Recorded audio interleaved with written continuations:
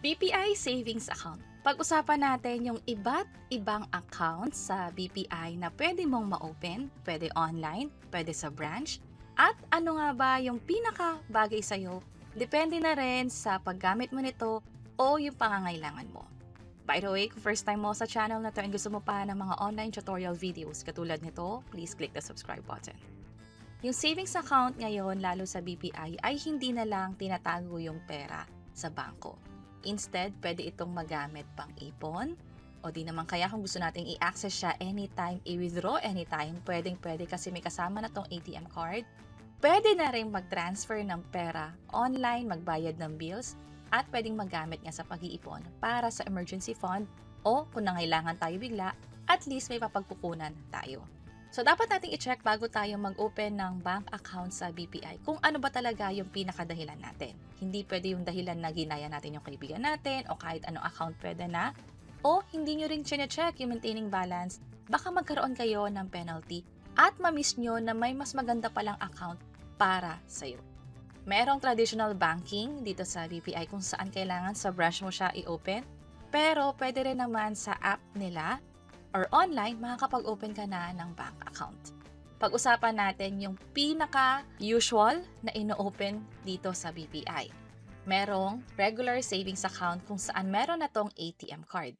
Itong ATM card ng BPI, pwedeng magamit sa pang-araw-araw na transaction natin. Mapa-withdraw, mapabayad sa mga establishment katulad ng fast food, sa mall at iba pa.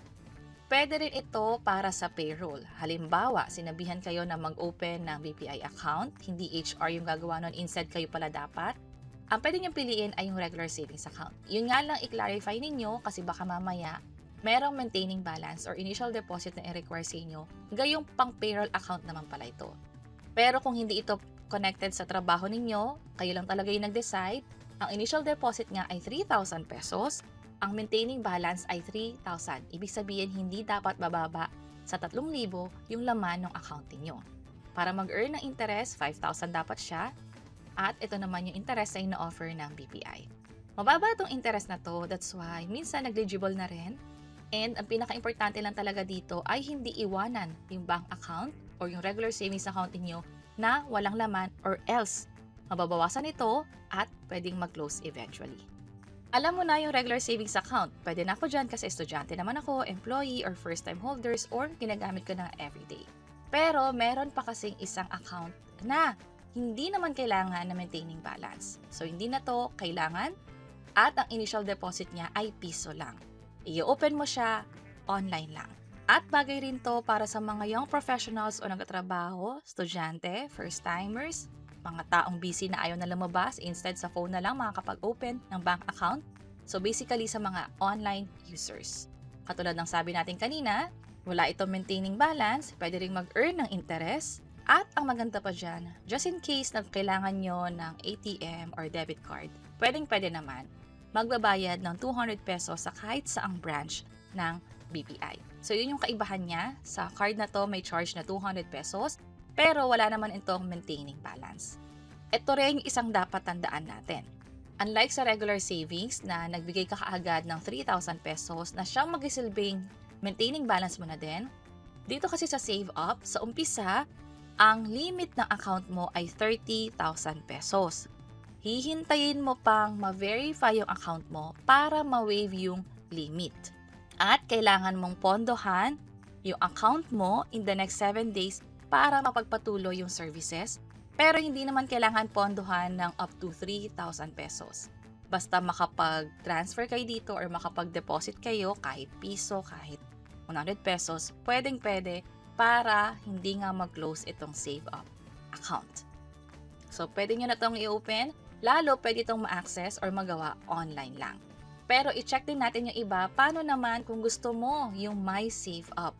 Ibig sabihin, meron ka ng GCash account, may GCash wallet ka, at ayaw mo nang laging may transfer fee kapag BPI, GCash, palipat-lipat yung pera, pwede mag-open via GCash ng My Save Up. Iba ang Save Up sa My Save Up. Yung My Save Up, ito yung may limit na 30,000 pesos.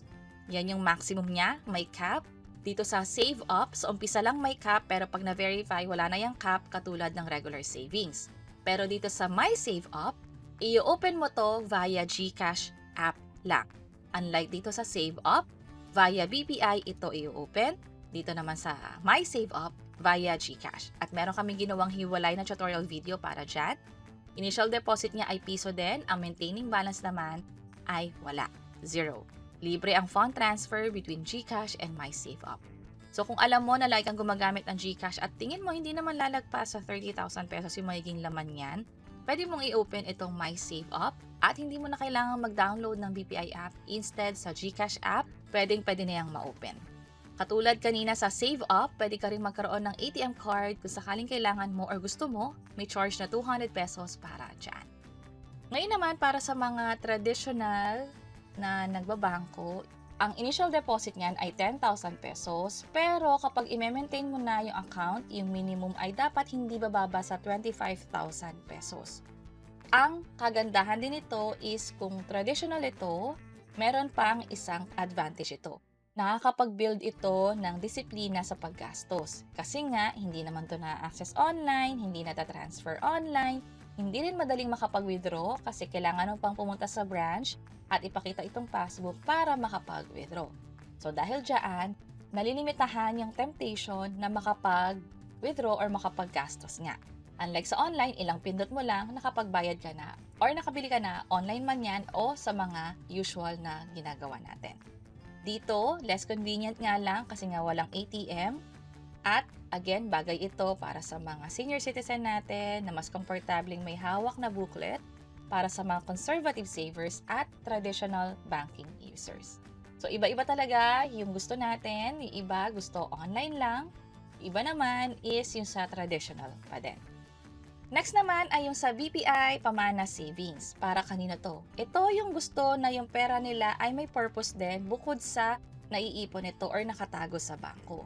Kasi meron itong free life insurance kung saan yung life insurance is times 3 ng account balance mo. So let's say 100,000 pesos yung laman ng Pamana Savings account mo, 300,000 pesos yung magiging life insurance at libre yan.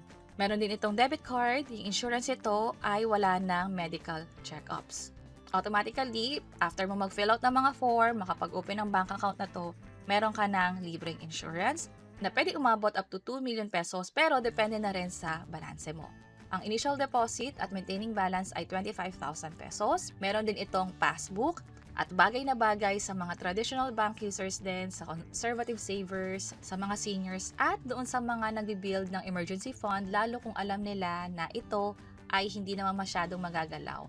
Instead, may purpose nga na bukod na nasa bangko na siya ay may kasama pang life insurance. Ang isa namang pag-uusapan natin ay yung hindi madalas na open. Instead, ito ay para sa mga malakihang savings na. Maintaining balance, 2 million pesos. Initial deposit, 2 million pesos. Bagay na bagay para sa mga business owners, yung pinipreserve yung wealth o yung assets nila, at high net worth individuals. Ibig sabihin, usual na sa kanila yung malaking transaction at nakakapagtabi na rin sila ng 2 million. Pwede rin ito magkaroon ng bonus interest depende na rin sa naipon sa bank account at may mga perks at exclusive features kasi under this Maxi Saver. Ano yon? Hassle-free yung application at waived, ibig sabihin libre, yung mga processing fee para sa mga BPI Visa card, yung mga loans, mga personal loan, auto loan, housing loan, libre yung processing fee nun. Malaki yung mga fees pagdating sa mga loan na to, depende na rin sa amount. Pero kung isa kang Maxi Saver account holder, libre or waive na yung fees na yon. So may dahilan kung bakit in-open din to, lalo kung alam mong plano mong mag-loan, mapa-housing man yan na minsan malakihan yung loan, auto loan, personal loan, at iba pa. Pag-usapan din natin yung ibang currency. Sa ngayon yung sa dollar yung pag-uusapan natin, pero pwede rin yung ibang global currency. Dito, $500 yung maintaining balance maging yung initial deposit. Tandaan lang na dahil dollar ito, nagpa-fluctuate yung price, pwedeng bumaba or tumaas. Very ideal para sa mga freelancers na nababayaran through dollars, sa mga travelers, para mas madali na lang yung conversion at maging sa mga OFW. Ang interest na ina-offer dyan ay nasa 0.05%. Pwede itong ma-open online, available din sa passbook, at pwede ring ma-check yung transaction via BPI Online Banking. Lastly, pag-usapan natin yung para sa mga students or minors naman, yung mga 10 to 17 years old. Maintaining balance, 1,000 pesos, pero para makapag-open ng account, 100 pesos lang muna yung kailangan. Bagay nga sa mga teenager students or doon sa mga gustong makapag-open agad ng bank account nang hindi pa sila nagiging 18 years old. Tandaan lang na sa pag-open nito, kakailanganin pa rin ang guardian. That's why i-double check nyo muna kung gusto nyo talagang mag-open ng bank account or yung BPI Jumpstart Savings. So ito yung quick guide natin kung sakaling for everyday spending or for payroll or pang sahod, regular savings account ang para dyan. Pero kung hindi naman, kung gusto mo rin hindi ma-lock sa maintaining balance sila, pwede yung save up account. Tandaan lang na dapat magkaroon ng fund ito after ma-approve within 7 days para hindi mag-close.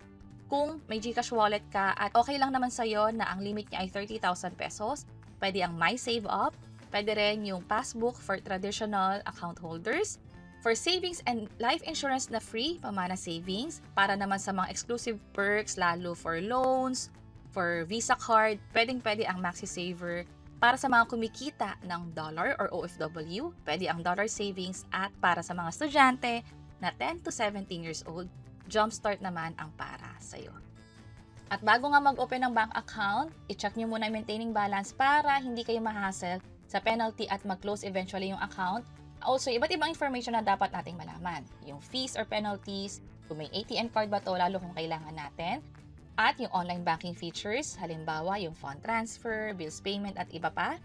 Katulad na lang din sa GCash na libre yung fund transfer between BPI and GCash kung may save up ang i-open mo, maging yung requirements at yung purpose ng account.